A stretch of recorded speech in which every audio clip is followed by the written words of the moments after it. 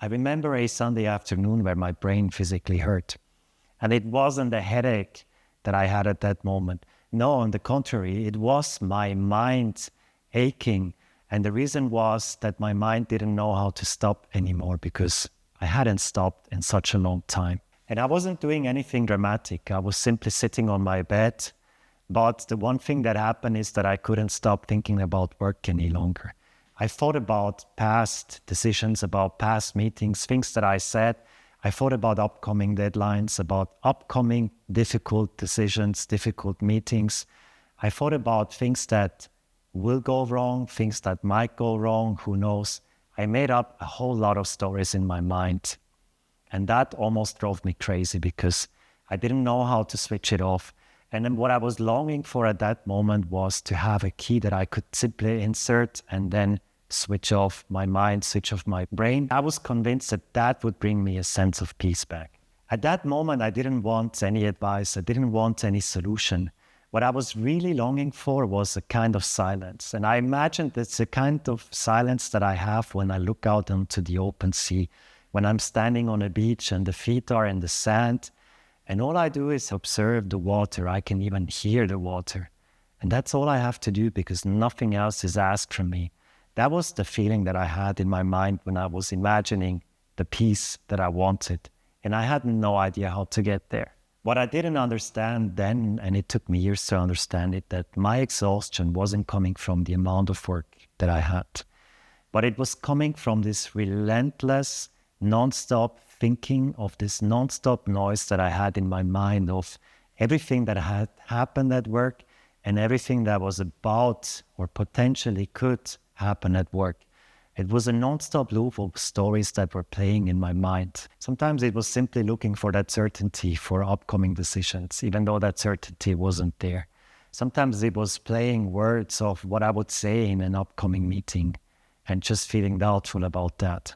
The funny thing is that usually I would spend 8 to 10 hours a day at work, but my mind was doing work for 24 hours, 7 days a week. And that's what often isn't talked about in the corporate world, or especially for senior leaders, that the amount of work, that the number of meetings, that the decisions you have to take, that is not always what's causing burnout. That's not always what's causing exhaustion. But what is truly is that there is no space in between things anymore. There isn't a single moment where the mind is just empty.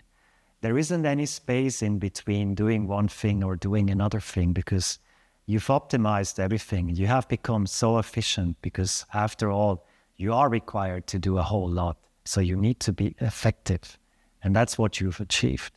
But what that also means that that space has gone missing, that space of emptiness, that mind not having to solve any problems, that mind simply being there with you, being able to wander off for a little bit, being able to daydream.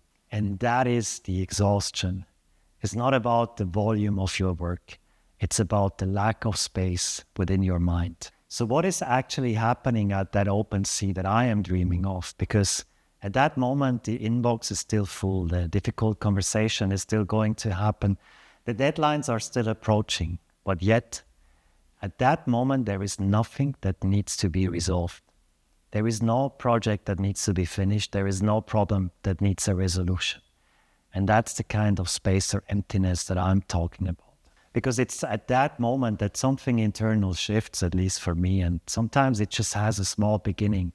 Because when you are faced with this openness, with this vastness of the sea, of the ocean, then you also realize that the problems you're thinking about are rather small. And sometimes they become even smaller the longer you look out onto that sea. And that's a moment when you start realizing, or you could start to realize, that maybe you are not your thoughts. Maybe just like you're observing the waves coming towards you, you are also simply observing your thoughts. And what could that do for you? And that space that you can feel at that moment isn't something that the sea creates, because that space is always there. The sea simply makes it visible. That space is that underlying feeling or knowledge that is there always with you, underneath all of your thoughts. And I know that this can sound abstract. Think about the last time you felt like this, whether that was at the sea or whether it was in the mountains or it was simply you being home in a quiet house. When you arrive at that moment and you realize that you didn't do anything about it, but you simply got to that moment, you simply arrived, you simply were present, and then all you did was being there. And it felt as good as it can. It's not about taking a holiday. It's not about doing a wellness weekend, because that moment is available to you anytime. It's available any moment when you realize that that constant noise is simply not you, but you can also choose to observe it. The reason I work on this with senior leaders is not because I feel like I need to teach anyone meditation or I need to tell anyone. For me, it's because I understand and I can relate to that feeling of almost giving into the pressure, of almost breaking from all the work or from the perceived work, and still finding this peace of mind. And now being at a place where I simply don't give in to all of these stories playing in my mind. I don't have these moments anymore where I feel like I will be crushed by all the pressure, by all the expectations on me. And the main shift for me happened when I realized that I didn't need to find a key, which didn't exist in any case. But it was simply the realization that there was nothing that I needed to switch off, because all of the thoughts that I had were going to come in any case. The question for me was simply, would I find myself inside all of these thoughts, or would I be able to observe them? Would I feel like I am the noise which all of these thoughts create, or would the noise be something that simply passes through me? And that shift, even though it was a small shift at the beginning, that's what made all the difference.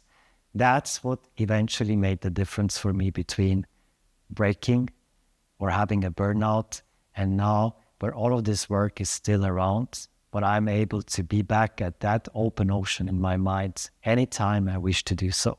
And not because any of the work stopped, but it's simply the recognition that I am not only my work.